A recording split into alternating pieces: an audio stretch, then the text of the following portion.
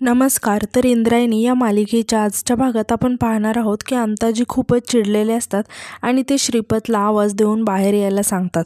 तेव्हा श्रीपत बाहेर येतो आणि अंताजींना बघून म्हणतो की ये अंताजी, आणि त्याच्या माणसांना सांगतो की चला मागे व्हा, मित्र आहे आपला. अंताजी खूपच रागाने श्रीपतकडे बघत असतात. आता श्रीपत अंताजींना विचारतो की बाबा तू कधी आलास आणि काय झालं एवढं तापायला तुला. तेव्हा अंताजी खूप रागात श्रीपतला म्हणतात की आज तुला नाही कुठून तुझा बुकणा केला ना तर नावाचा अंताजी नाही. अंताजींना असं चिडलेलं पाहून माले मास्तर म्हणतात की अंताजी अहो शांत व्हा, आपलं सामोपचाराने घ्यायचं ठरलंय ना.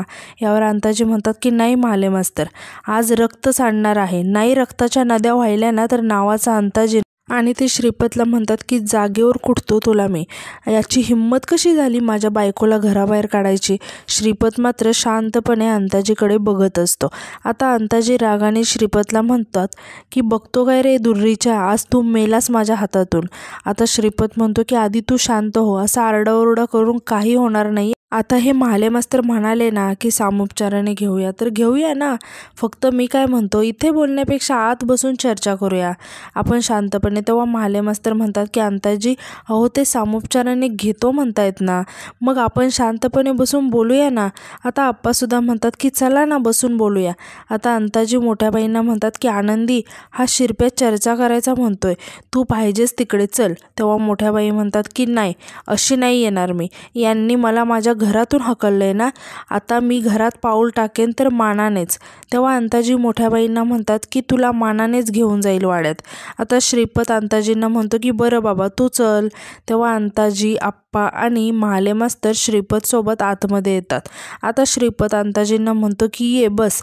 तेव्हा अंताजी श्रीपतला म्हणतात की बसायला नाही आलोय, बोलायला आलोय. तेव्हा श्रीपत म्हणतो की बोल बाबा काय म्हणणं आहे तुझं. यावर अंताजी म्हणतात की मी नसताना माझ्या घरात येऊन माझ्याच घरच्यांना बाहेर काढतो होय रे माजुरड्या.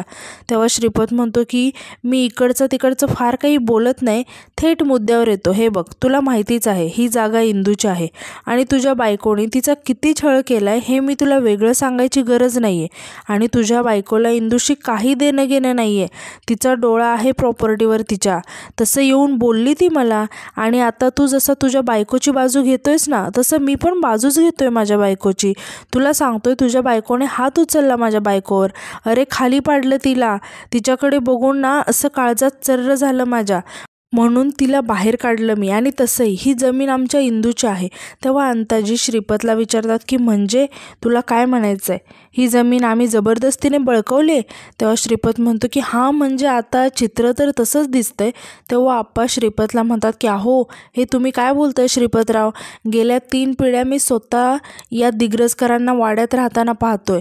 तेव्हा श्रीपत म्हणतो की हो खरंच आहे ते, पण या वाड्याचे वारसदार वाडीकर आहेत ना, या घराची इंदू मालकीन आहे आणि तिचा किती छळ मांडलाय यांच्या बायकोने, हे तुम्हाला मी वेगळं सांगायची गरज नाही आहे ना. आता अंताजी रागाने श्रीपतला म्हणतात की विषय भलतीकडे नेऊ नको, हे घर आहे ना दिग्रजकरांचंच आहे. तेव्हा श्रीपत हसायला लागतो आणि म्हणतो की अरे या वाडीकरांच्या वाड्याला स्वतःचं म्हणून सांगायला लागलायस तो. तेव्हा अंताजी म्हणतात की तू उगाच काहीही बोलू नकोस हां. तेव्हा श्रीपत म्हणतो की मी उगाच काही नाही बोलत, खरंच आहे, हा वाडा आहे ना हा इंदूचाच आहे. आणि म्हणतो की बरं ठीक आहे तुझं मान्य करू, टाक कागदपत्र टाक. तेव्हा अंताजी खूप शॉक होतात आणि श्रीपतकडे बघायला लागतात आणि विचारतात की काय. तेव्हा श्रीपत म्हणतो की टाक कागदपत्र. यावर अंताजी अडखळत म्हणतात की कागदपत्र, मी कशाला दाखवू तुला कागदपत्र. आता श्रीपत म्हणतो की बघा आप्पा महाले मास्तर, तुम्हीच म्हणत होता ना की सामोपचाराने बोला, सामोपचाराने बोला, या अशा लोकांशी बोलायचं सामोपचाराने. आम्ही या घराच्या मालकिनीलाच आश्चर्यासारखं यांनी वागवलंय. आणि तुम्हाला सांगतो आप्पा त्या पोरीचे हाल बघून माझ्या बायकोच्या डोळ्याला धारा लागायच्या, धारा, घशाखाली घास उतरायचा नाही हो तिच्या. आणि तो अंताजींकडे बघत म्हणतो की आणि तुम्ही याचीच तरफदारी करताय. अहो याची पिल्ला आहे ती दिग्रजकरांचा टेंबा मिरवणार, पण राक्षसापेक्षा बत्तर वागणार. हे खरं तर ना भामाचं चुकलंच, तिने ना मोठ्या बाईंना फक्त हाकलायला नव्हतं पाहिजे तर 2-4 रट्टे द्यायला पाहिजे होते. हे ऐकून अंताजींना खूप राग येतो आणि ते श्रीपतला मारायला त्याच्या अंगावर धावून जातात. तेव्हा श्रीपतची माणसं अंताजींना पकडून ठेवतात. आता अंताजी कसेबसे त्या माणसांच्या तावडीतून सुटून श्रीपतला मारणार, तितक्यात श्रीपत जोरात अंताजींच्या कानाखाली देतो आणि त्यांना धक्का देतो।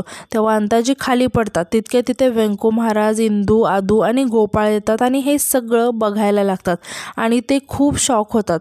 आता अंताजींना असं मारलेलं पाहून व्यंको महाराज धावतच दादा असं म्हणून आतमध्ये येतात आणि इंदूसुद्धा त्यांच्यासोबत आतमध्ये येते। आता इकडे बाहेर आदू आणि गोपाळसुद्धा खूप ओरडायला लागतात। तर इकडे मंदिरामध्ये सर्वजण बसलेले असतात। आता प्रेमनाथ तिथूनच घाबरून काही ऐकायला येते का हे बघत असतो। आता प्रेमनाथला असं लपून छपून बघताना पाहून नारायणी प्रेमनाथ जवळ येते आणि प्रेमनाथला म्हणते की अहो तिकडे बाबा आतमध्ये एकटेच आहेत हो आणि काका पण आत्ताच गेले, तर तुम्ही जाता का? तेव्हा प्रेमनाथ अडखळत म्हणतो की हे अशा छोट्या मोठ्या मॅटरमध्ये विंजे सरकार पडत नसतात हा। तेव्हा नारायणी म्हणते की हो पण आई एकटीच उभी आहे हो तिकडे। यावर प्रेमनाथ म्हणतो की हां त्या तिथे आहेत म्हणून तर मी इथे आहे ना, आणि तुमचे वडील गेलेत ना खिंड लढवायला, तर काळजी करू नका। तेव्हा नारायणी म्हणते की अहो तुम्ही जावई आहात ना या घरचे, काही कर्तव्य आहे की नाही तुमचं? तेव्हा प्रेमनाथ म्हणतो की आहे ना, आमचं कर्तव्य आहे ना। आमचं कर्तव्य काय आहे माहिती आहे का?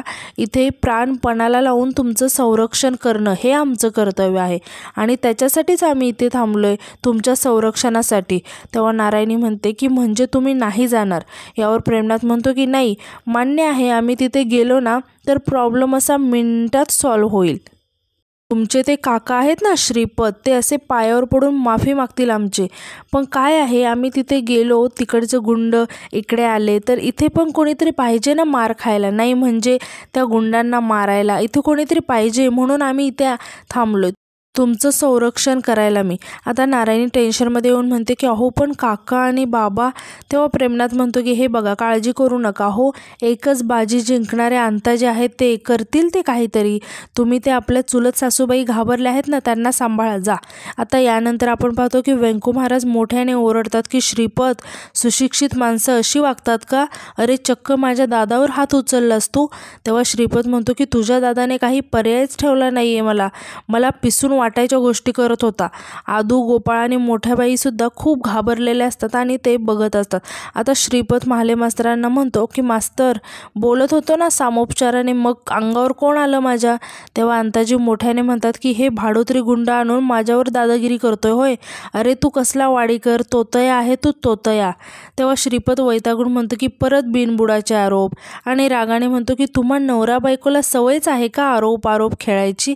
अरे सिद्ध तरी करायचं। तेव्हा अंताजी खूप चिडतात आणि म्हणतात की माझ्या बायकोबद्दल बोलायचं नाही या, असं म्हणून ते मारायला श्रीपतच्या अंगावर धावून जातात। तेव्हा व्यंको महाराज अंताजींना थांबवतात आणि म्हणतात की दादा, हाणामारी करून आता काही हाती लागणार नाही, लक्षात येते का तुझ्या? शांत हो।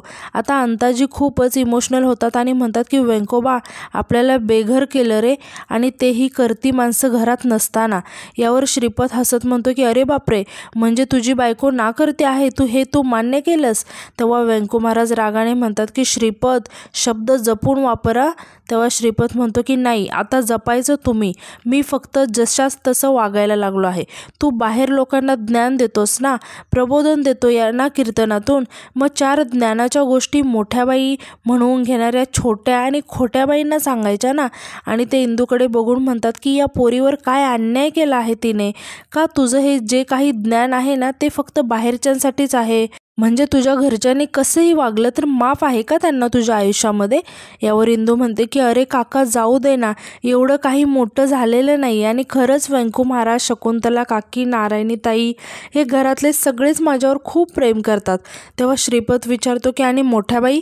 तेव्हा इंदू सांगते की त्यासुद्धा करतात। यावर श्रीपत सांगतो की पण मी तर ऐकलं आहे की त्या तुझ्यावर खूप चिडतात। तेव्हा इंदू म्हणते की कधी कधी चिडतात, आणि मोठी माणसं लहान मुलांच्या भल्यासाठीच तर चिडतात ना। यावर श्रीपत म्हणतो की बाळा, तुला कळत नाही आहे, तुझ्यावर अन्याय झाला आहे। आणि विचारतात की मला सांग, एवढा मोठा वाडा असताना तू त्या मंदिरामध्ये जायची झोपायला का, असं का? तेव्हा इंदू म्हणते की कारण तिकडे माझा बेस्ट फ्रेंड आहे, विठुराया आहे, आणि त्याच्या खुशीमध्ये झोपल्यासारखं वाटतं मला, म्हणून मी तिकडे जाते। आता श्रीपत इंदूला शांत बसायला सांगतो आणि म्हणतो की मोठे बोलतायत ना, लहान मुलांनी बोलायचं नाही फार। आणि तो आप्पा आणि महाले मास्तरांना म्हणतो की हे बघा, हे काही सामोपचाराने बोलायचं होतं ना, ते माझं झालंय बोलून।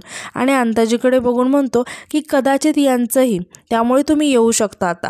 आणि तो व्यंको महाराजांना म्हणतो की व्यंकट, घेऊन जा तुझ्या भावाला।